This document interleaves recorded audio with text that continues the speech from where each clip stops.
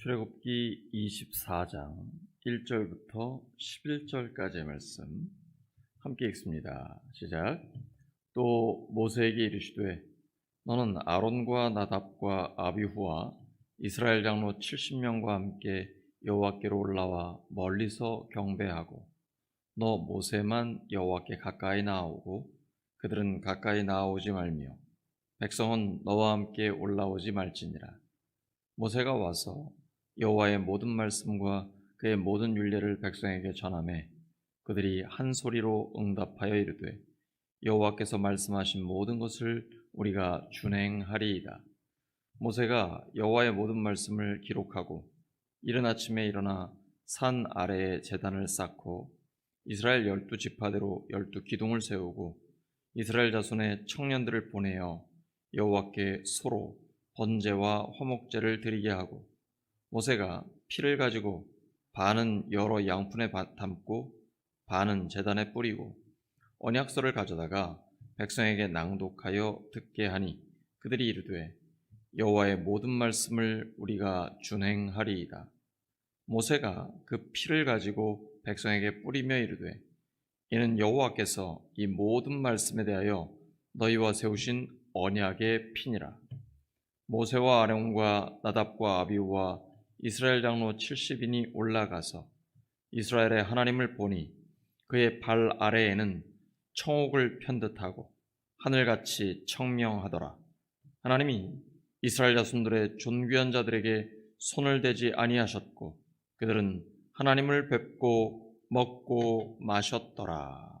아멘. 하나님과 이스라엘 백성은 시내산에서 언약을 맺게 됩니다. 피의 언약입니다. 하나님께서는 이스라엘에게 말씀을 주시고 이스라엘은 하나님의 모든 말씀을 지켜 행하겠다고 약속했습니다. 그리고 모세와 70명의 이스라엘 장로들은 하나님을 뵙고 그 앞에서 음식을 먹고 마셨습니다. 하나님 앞에서 언약의 식사를 나눈 것입니다.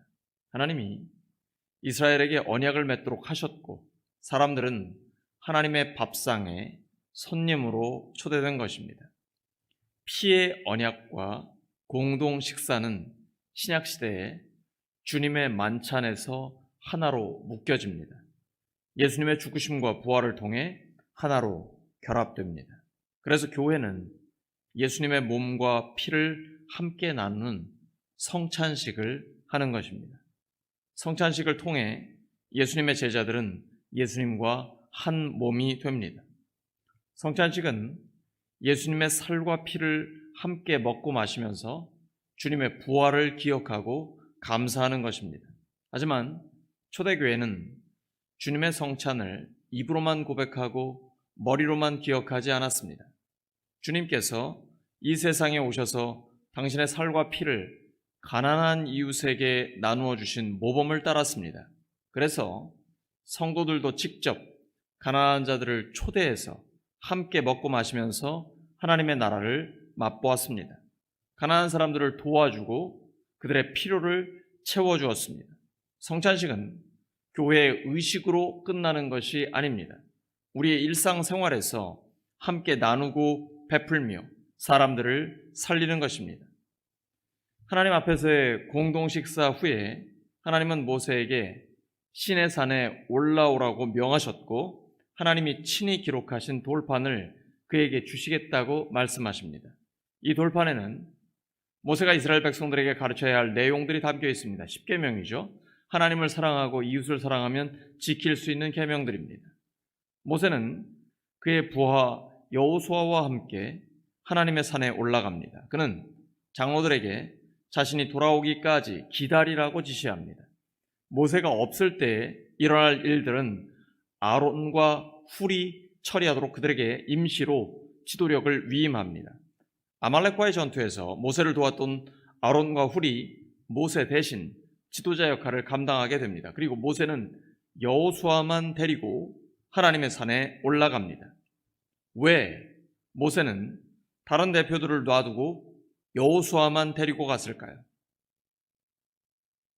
그것은 그가 장차 모세의 후계자가 되리라는 것을 암시하고 있습니다. 모세는 자신이 최고의 지도력을 행사하는 동안에 이미 후임자를 염두에 두고 있었던 것입니다. 끝까지 존경받는 지도자가 되기 위해서는 사심을 버려야 합니다. 다음 세대에게 존경받는 성도가 되려면 당대만이 아니라 후대를 내다보고 미리 준비해야 합니다. 유비무환입니다. 미리 준비가 되어 있으면 근심할 것이 없습니다. 그래서 교회는 다음 세대를 위해 과감하게 투자해야 합니다. 다음 세대가 부흥해야 교회의 미래가 있기 때문입니다. 이제 모세가 산에 오르자 구름이 6일 동안 산을 뒤덮었습니다. 모세는 엿새 동안 기다렸고 7째 날에 하나님의 부르심을 듣고 시내산에 올라갑니다. 하나님의 사람 모세는 하나님을 만나는데 6일 동안의 준비 기간이 필요했습니다. 모세는 하나님과 40일 동안 1대1로 독대를 하게 되는데요. 그 만남을 위해서 정신적으로, 영적으로 준비 기간이 필요했던 것입니다. 하나님과의 만남은 준비가 필요합니다. 6일 동안 준비하고 7일째 만나는 것입니다. 준비 없이 만나는 사람과 철저히 준비를 하며 만나는 사람은 전혀 다릅니다.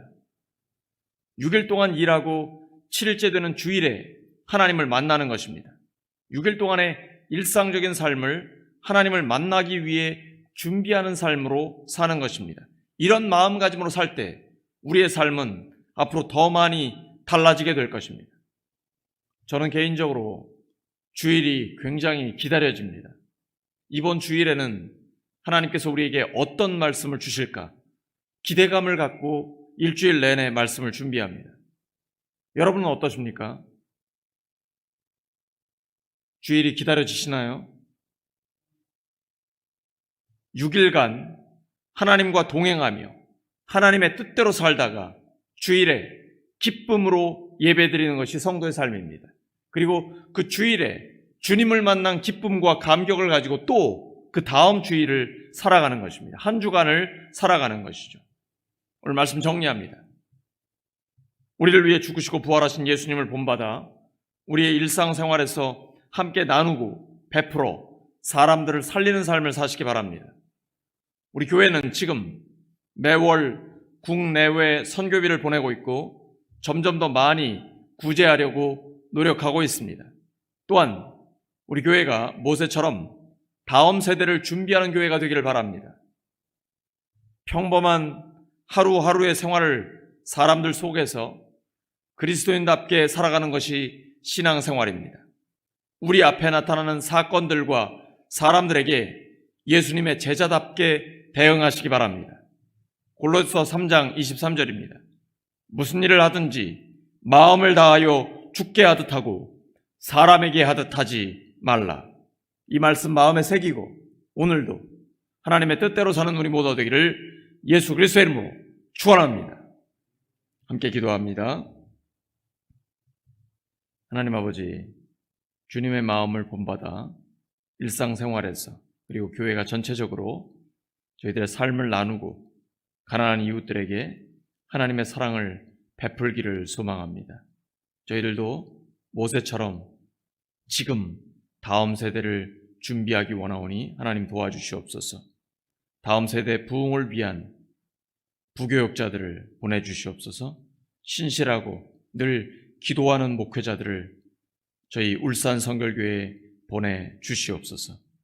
평범한 것 같은 하루하루의 일상을 사람들 속에서 예수님의 제자답게 살게 하여 주시옵소서. 무슨 일을 하든지 마음을 다해 주님께 하듯 하고 사람에게 하듯 하지 않는 저희들의 삶이 되게 하여 주시옵소서. 예수 그리스도의 이름으로 기도드립니다. 아멘. 우리가 기도할 때 하나님이 응답하신다는 확신 가지고 주여 한번 부르고 담대하게 나갑니다. 주여.